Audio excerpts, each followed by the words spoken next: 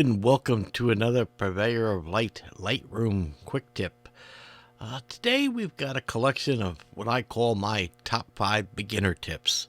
Uh, these are tips designed to help the real beginner maybe notice some things that are in Lightroom that maybe they haven't noticed yet, just to help them get started. So some of these tips you may know, some of you may not, but I find them all very useful. So let's go ahead and dive right in. So I'm going to select a photo here, and we're going to go to the Develop module. And we got a great picture here right out of camera. I'll hit Reset to make sure. And we are. Okay, so this is straight out of the camera, no adjustments whatsoever. And one of the great things about Adobe is, they're constantly updating and putting new technology into Lightroom and Photoshop and so forth. One of the technologies they've been putting in is called Adobe Sensei. And they've been doing this, and it's actually showing some really good improvements.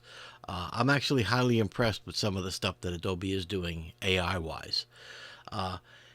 It will actually analyze this photo and do the very best it can to make the adjustments for you. Okay, and it's surprisingly very good. So if you're just starting out and, editing your photos and not sure how to get a base point, Adobe Sensei is the way to go. All right, so here we've got the photo. We have no adjustments, straight out of camera. And if we go to the tone area here in the Develop, we go all the way to the right and we hit this button that says Auto. Auto is going to activate Adobe Sensei. Okay, and let's go ahead and just click it. And there, if you look, a lot has happened.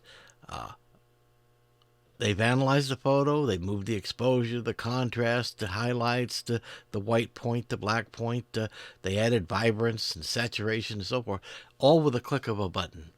And if you look at it, it's done a pretty decent job. Okay, and this is a great way to get started when you're just beginning editing photos. Get a little help from Adobe Sensei. And then from there, you can do some fine adjustments to your own personal tastes. Okay? So, there you go. Adobe Sensei. I highly recommend it. All right, so our next one. Our next tip is number 2, which is to reset adjustments. Okay? This is a big one. We all know we've got this button down here that says reset, and if we hit that, absolutely everything gets reset. It's right back from the very beginning.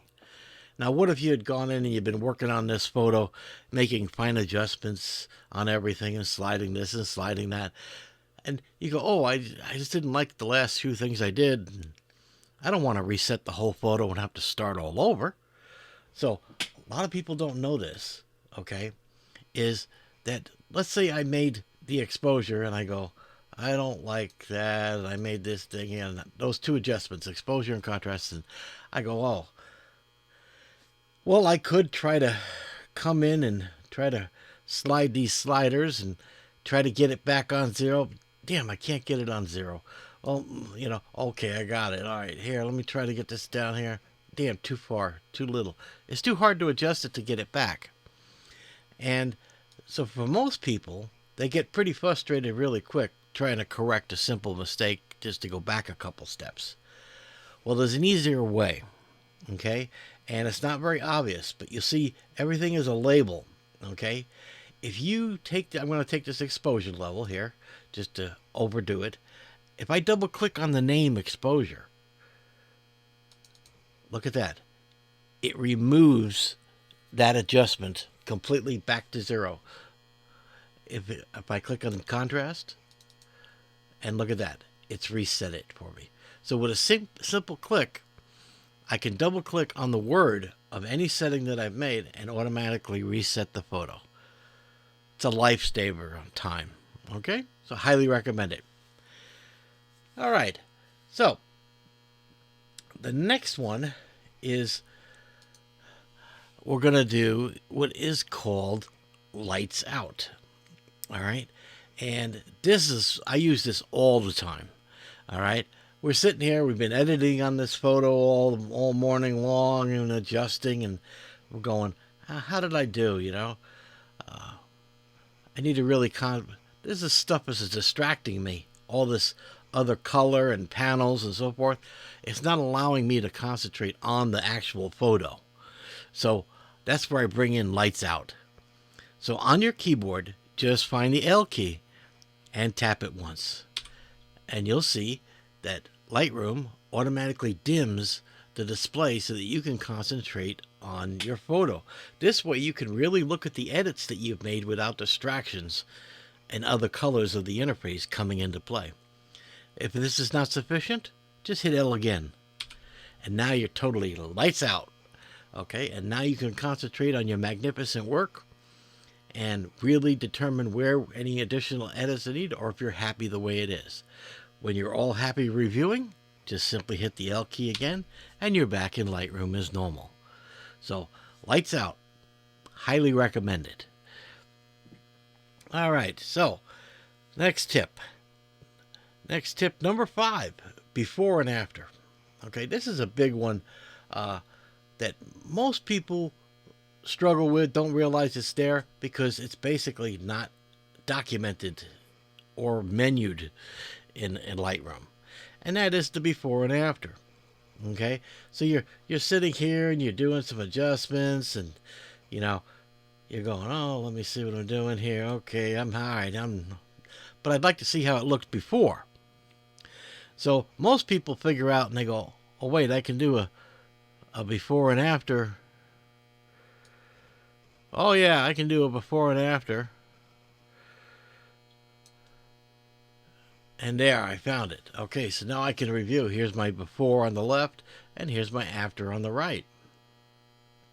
Works. I don't ever use this, okay? I find it too slow, too cumbersome, and not very helpful because it makes everything so small. I just want to see what it looked like before I went through it. Okay, so how do we do that? Well, we go to our keyboard, and we go to the backslash key. It's the key just above your return or enter key. Okay, so backslash shows the before. I'm going to do it here so you can really see. Okay, let's just say that was my edit and I hit the backslash key. There's the before and there's the after. Okay, so one key and I can toggle back and forth. And you'll notice when I do that, here in the upper right, you'll get the little word before. Okay, so you can determine this is before and this is after. So very handy. Again, why Adobe just didn't put a menu item or a button for people to have this automatically, I don't know. But it's there. Remember, the backslash key. All right? So, all right. That brings us to tip. Leveling things out. All right. So, how many times have we taken pictures and we need to straighten the photo out? Easy enough, right? Most people can figure it out. You hit the crop tool and then you just grab a corner and then you try to manipulate the photo and straighten it out how you want, right? But this is a better way, okay? And it's not so obvious. Again, hit the crop tool. But this time, instead of just grabbing a handle and trying to manually move the photo, hit the angle tool. Click that, and you get a little ruler that comes up. And now, you can turn around and pick your image and draw a line following what you want to be straight. And you'll notice that it made the adjustment. Now, go even further. Most people don't realize is it works also on vertical. So I can take a photograph and make a vertical line and do it. And you notice how it made the adjustments? And it makes a big difference. Again, it makes big difference. How much of a difference? Well, let's reset it. See that? So that's how you straighten and level things out. Okay.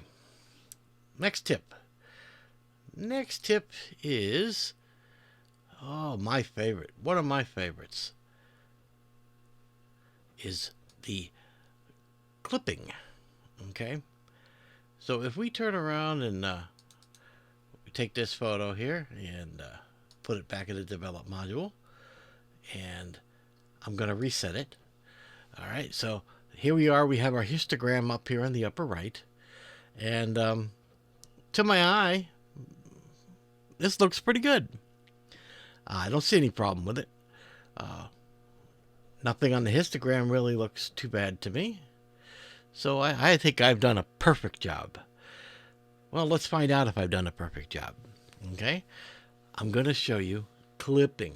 All right, how do you activate clipping in Lightroom? Okay, again, the magic key. Hit the J key. All right, didn't look like much happened, but look, there's some dark blue patches and a little patch in her hair and over here. And all of these things I'm seeing. So this is telling me, hey, this is where you're losing detail in the photo. Are you okay with that? Sometimes you'll be okay with it. Other times you'll go, no, I don't want to lose detail. All right, so let me show you how it works. The blue will signify where we're losing detail in the shadows, meaning the shadows are going completely black and no detail is there whatsoever.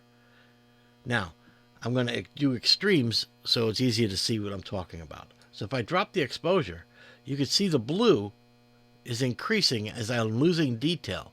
So in her hair right now, these areas that are blue are dropping 100% of the detail. Okay? And if I go all the way over, so I'm going to lose anywhere it's blue, I'm going to lose all detail. And even the pupils of her eye going absolutely no detail, we're going to lose it all. All right? Same thing goes for highlights. Okay? If you overexpose, you're going to blow out the highlights. Now, Adobe uses blue for the shadows and red for the highlights. So now I'm going to go ahead and deliberately blow out the highlights. And you'll see red introduce. See the red introducing? I'm going to take it all the way to the extreme. And you can see here, now anywhere there's red, I am losing all detail in the photo.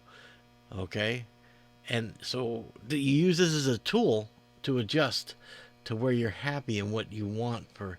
Maybe you'll be happy losing all the detail. Okay? Let's turn off the clipping with the J key and look at what we have, right? Maybe that's what you want. Hit the J key again, and now we can use this as a tool, and we can come in and go, I don't want to lose the detail, right? So maybe I want to go to there. Hit the J key again, and now I'm looking, and I'm going, yeah, I'm losing a little bit of detail here on the cuff, but I have a beautifully exposed, look at the histogram. I have a beautifully exposed image. Okay, and I'm not blowing out the highlights. Now, you'll notice that I am blacking out still here in the shadows. All right, so if I look at that and I go, but you know, that's okay. In this particular image, I don't want any detail back here. So blacking out here is just fine. And again, using the J key can turn on the highlight clipping warnings. Very, very useful tool. So there you go. There are my top tips for beginners in Lightroom. Hopefully you find these useful, and hopefully you will come back next week. And if you haven't, please click the subscribe button. Share, pass. It all helps build the channel, and I appreciate your support. Until next week, you guys take care.